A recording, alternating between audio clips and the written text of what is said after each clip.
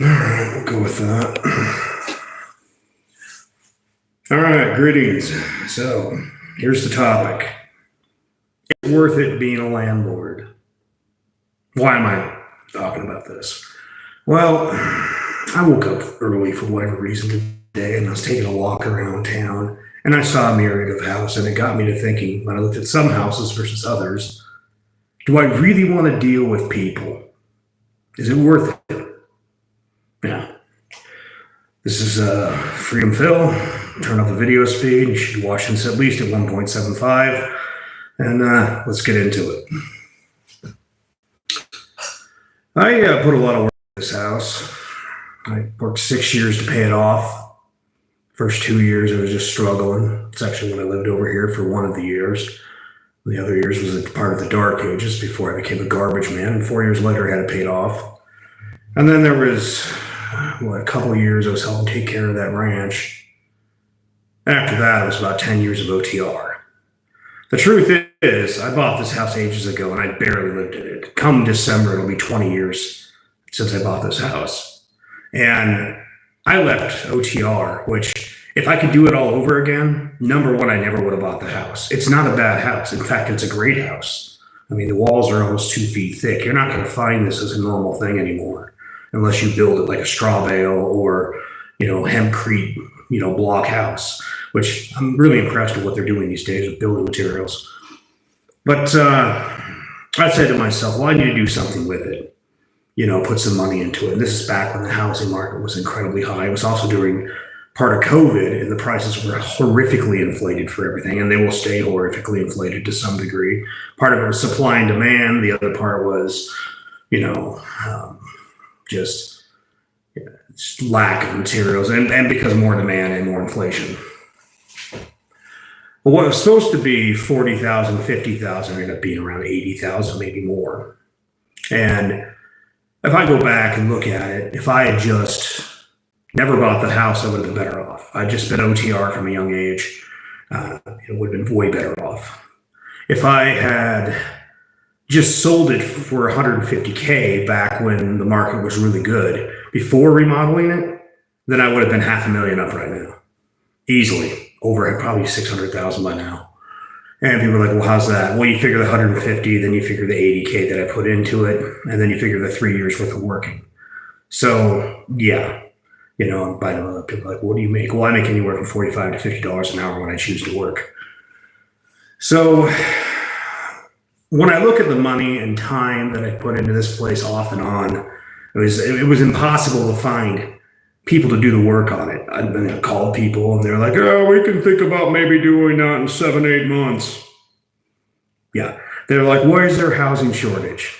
There's one reason. Not enough plumbers, not enough electricians. And now, because there's not enough of them and they make it a guild, it's getting harder and harder to find them. They're coming pretty Madonnas, especially when we got rich people out of state moving into the paradise zone that's just a few miles from where I'm at.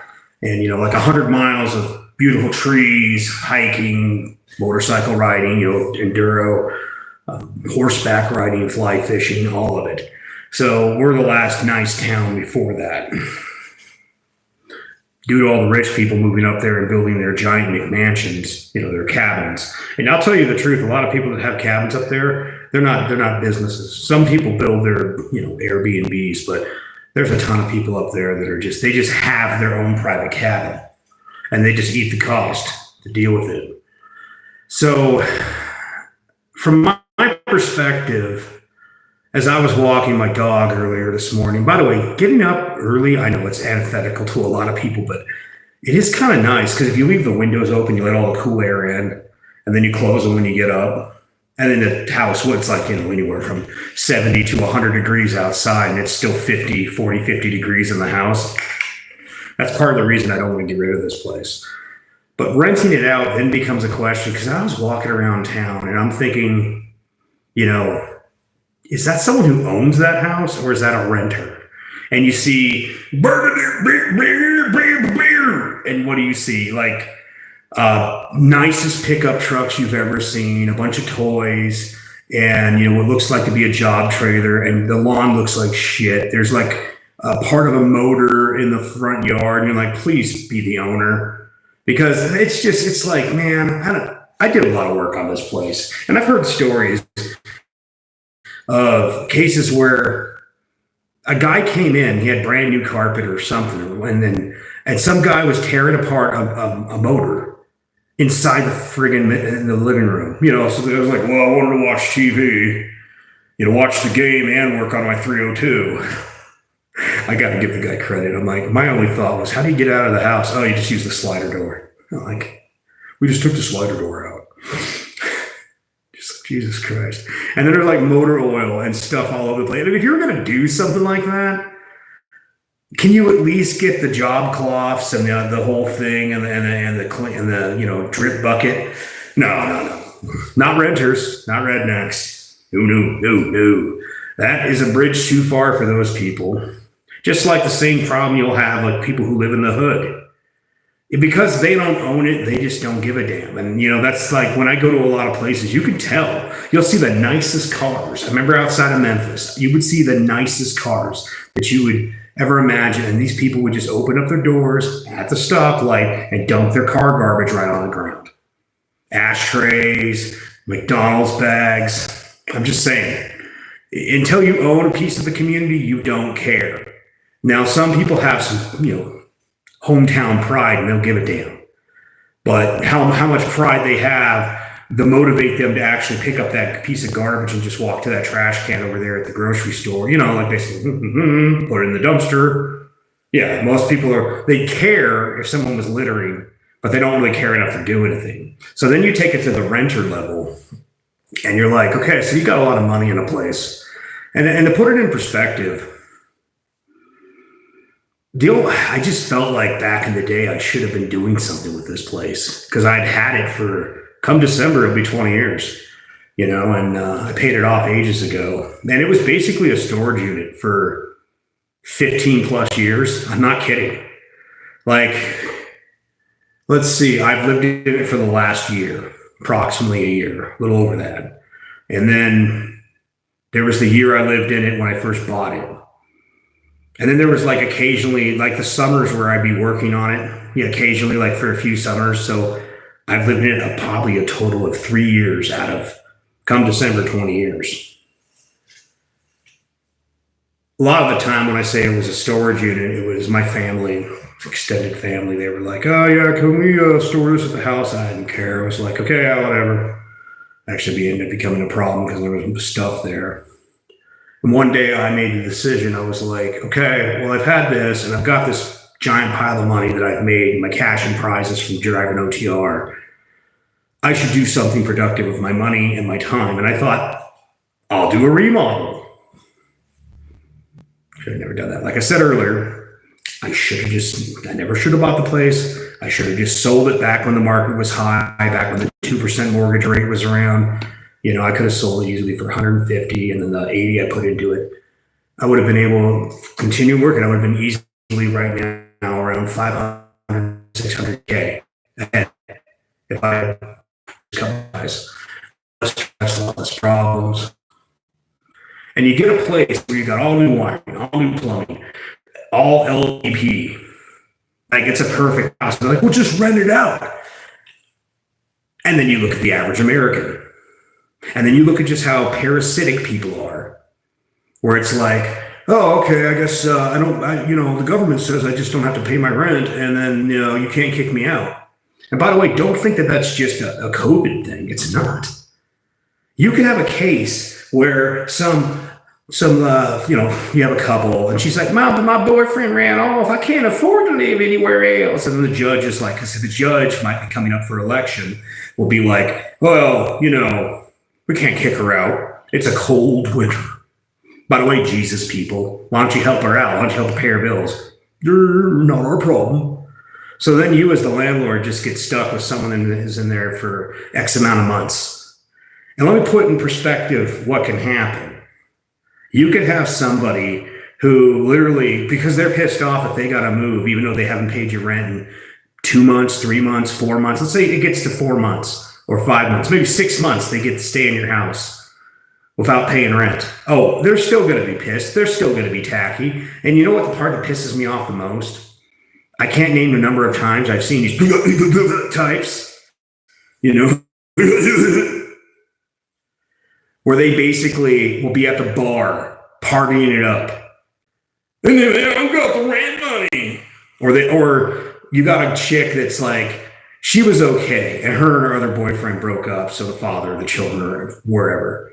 And then she gets with some, good old boy from around town who is like, is this guy on meth? What the fuck is the story here? And you think to yourself, there's another problem. What if you have a renter there and they cook meth in your fucking place? Do you really want to deal with that? And then I go, what does it cost just to leave the place vacant? Because if you own a house, you will always have to deal with some sort of cost. And I think it's like right around a little over $1,500 a year for water, whether you drink it or not. And the ironic part of that is only about $2 of my $125 to $30 bill is actually water, my usage of water. The rest of it's all minimum fees. That doesn't even include garbage. And then what about $800 to $1,000 for homeowner insurance? Taxes, $800 to $1,000, somewhere in that range. And then probably $500 a year to have a lawn mowed. Yeah, I'm not kidding with that $500. These people, lawn care services. By the way, for all you people saying there's no opportunities in America, well, I'm telling you what people are charging. Like, look, dude, if I'm here all through the season and for basically 1 gallon of gas plus a half an hour every so often.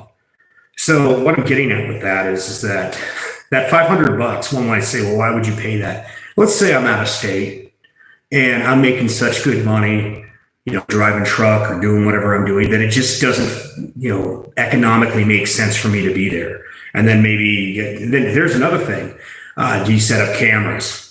If you got to set up cameras, then you got to have internet, then you got to have power of some sort, And so the idea is you rent a place out, so it covers all the basic costs with the exception of the taxes. And you can see the taxes. I think the tax is the only one you can't get away with claiming.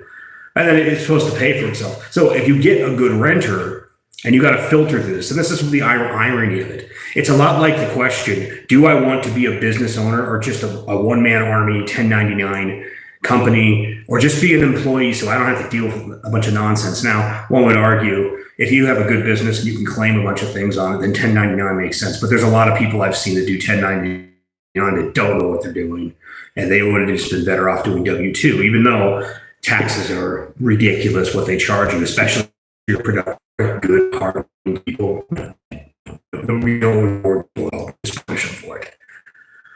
And so you think about it, you're like, okay, $3,500, maybe $4,000 a year, just to not have to think about someone doing something stupid. What I prefer, to be honest, is just get some normal renter that long term, hopefully they're there for years, like a decade or longer, and then just keep the rent at a reasonable rate.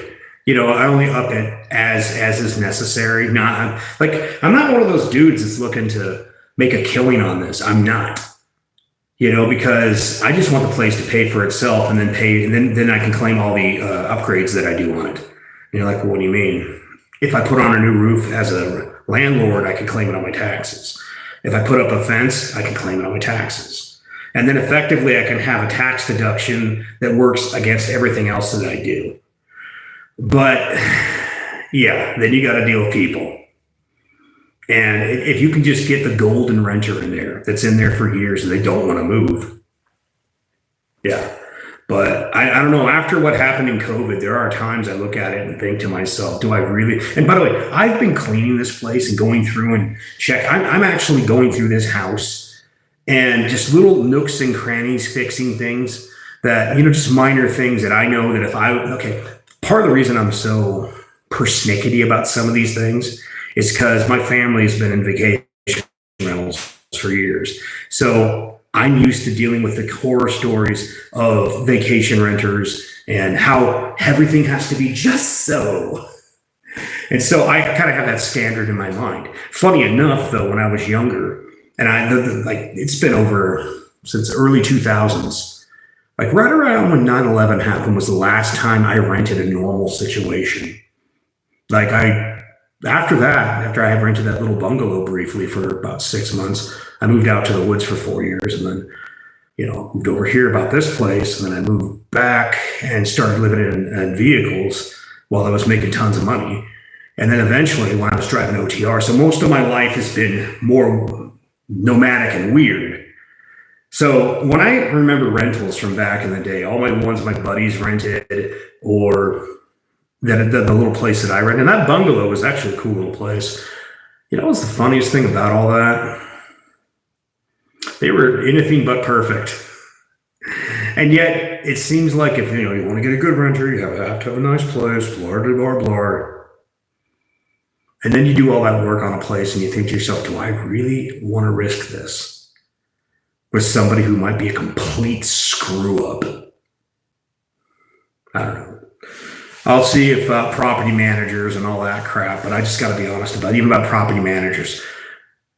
I don't know. I've seen so many people. And by the way, if you own foreign property, do not, like, if you own property in Mexico, property managers are shit down there. They really are. And then there's probably a good business. If you're someone who understands Spanish and you've got some construction background, oh, you can make a killing down in Cabo, because just somebody who speaks the language, knows local game, and isn't ripping people off could get rich down there.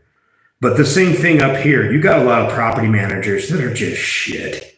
And so you think to yourself, oh, I get a PM, and a PM will take care of it, and blah, blah, blah. And then you come back and you realize they haven't, you got basically a brand new house, and yet somebody breaks something and nobody tells you. And you're like, well, why didn't you just call us? We could just call a plumber and fix that. I don't even know how you broke it. That was brand new. How did this happen? And I get it. Things happen. Kids, dogs, pets, all that stuff. But yeah. And then you talk to the property manager that's taking them whatever percentage they're claiming these days, and you realize, oh yeah, I've just been paying this percentage for somebody to basically do nothing other than manage the checks and take a cut of it. And you're like, and they wonder why a lot of people that would be landlords in the past are now just getting out of the business. And it's either Airbnb or they just sell it, because after COVID happened, there was a lot of people that just said, screw it, I'm out. But I don't know. I'll see how it works. Get somebody in here, good credit, no criminal background, steady job, good job, and hopefully it'll work. But if it doesn't, then I'll just fucking seal the place, and I'll just eat the $4,000 a year and be like, screw it. And they're like, well, why don't you just sell it? The market isn't right. Plus, I'm never going to find a house like this again. I'm never going to find a house that naturally has 2-foot thick walls. I got kind of lucky, ironically. But all right, peace. Anybody that showed up, have a good one. And if you're watching this later, always turn it up to 1.75 on any of my videos. I don't know why you would watch things at regular speed. Later.